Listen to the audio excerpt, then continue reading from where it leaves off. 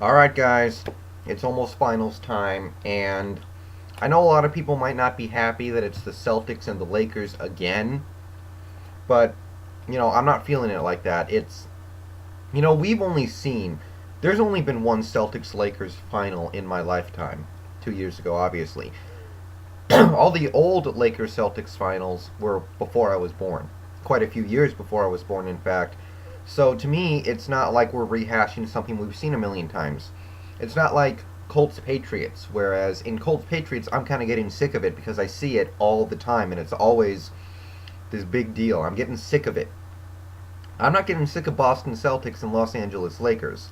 So, let's hype this up a little bit. What are we going to get? First game starts tomorrow. LA has home court advantage. There's a lot at stake here for both teams. It's where do you start? On the Lakers side, Kobe Bryant, he's getting older. He's trying to build the final bricks of his legacy. And is that going to include a fifth championship? Is that going to include beating Boston? We're about to find out. A guy like Pau Gasol, he's secretly, a lot of people don't know this, but he is going to have a Hall of Fame resume one day. So he's starting to pound out his Hall of Fame resume. And for him to be able to win another championship this year would be big. Derek Fisher strives to become one of the most well-known role players in NBA history because, he's got 4 rings. He's always a quality role player. He hits big shots for his teams. So that's what's at stake for a guy like him. Obviously, Phil Jackson going for ring number 11. He's already probably the greatest coach of all time, but you can always use more rings, and that's what he's going for. Guys like Ron Artest going for that ring. Even a little bit Lamar Odom, trying to pound out whatever legacy he might have. And for the other side, the Celtics, it's obvious. Kevin Garnett, one of the top 20 greatest players of all time, trying to move up in the ranks, trying to get another championship, maybe win a Finals MVP, solidify his place in probably the top 15 all time in NBA history. And, that means a lot to him. Ray Allen, one of the 75 greatest players of all time, trying to get another ring, trying to have another good final series, maybe get a Finals MVP, move up in the rankings. Historically, go down as a better player. Paul Pierce, same deal. He's getting older. He doesn't have all the time in the world to try and win another Finals. He's one of the better players of all time, certainly. Top 50, definitely. So, these guys trying to rewrite their history, or, well, you guys know what I mean, trying to write their history by winning another title. So now that we've talked about the huge, huge stakes in this series, let's talk about the series itself. Looking at the two teams, if you start out at the coaches, you got to give me Phil Jackson. Give me Phil Jackson any day. I'm okay with Doc Rivers. He does some things well, some things not so well. But for my money, Phil Jackson's the greatest coach in NBA history. Give me him over Doc Rivers. Okay, now I know what you want to hear about. Let's talk about the players.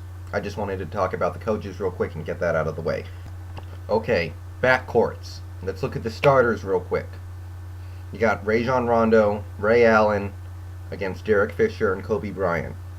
I don't know what the Lakers are going to do about Rajon Rondo right now, because you would think that they would just put Kobe on him, and that could very well happen.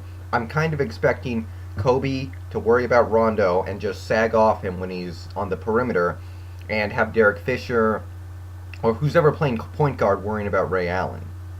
Now, if that doesn't happen, it'll probably be because Kobe Bryant and Ray Allen don't like each other very much. They like to play each other because they don't like each other much.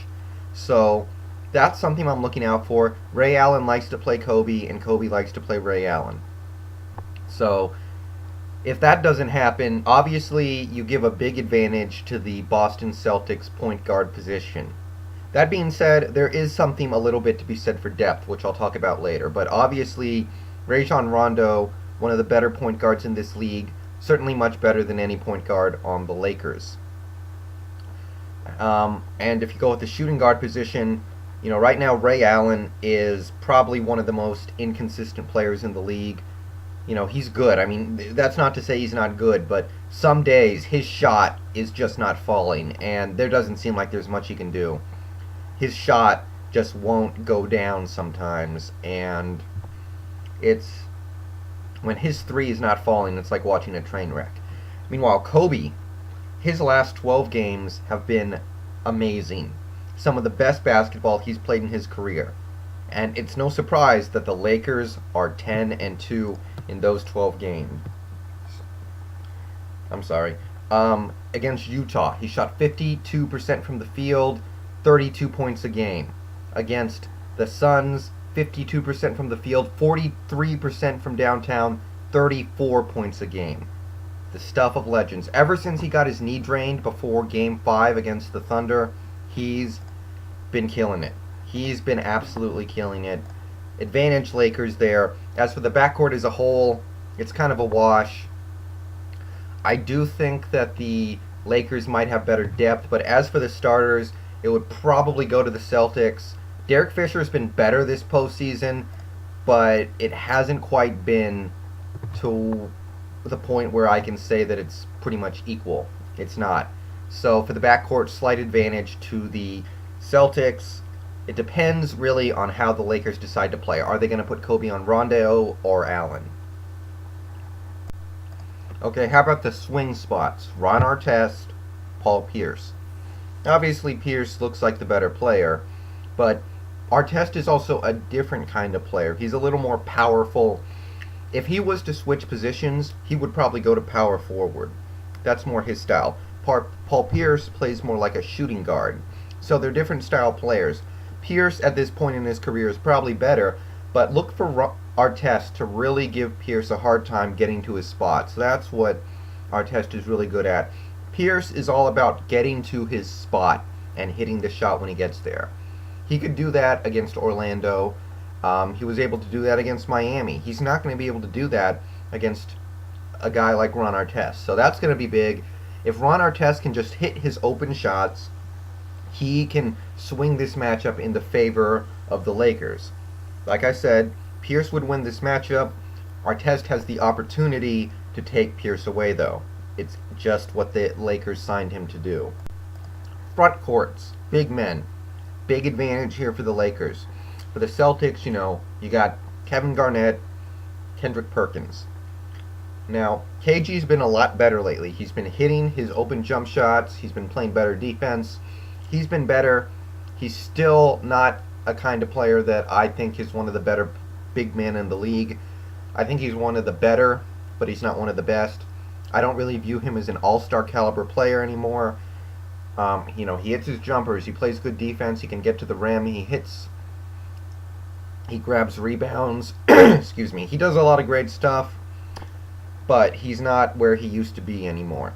Kendrick Perkins, good low post defender. He's useless offensively, though.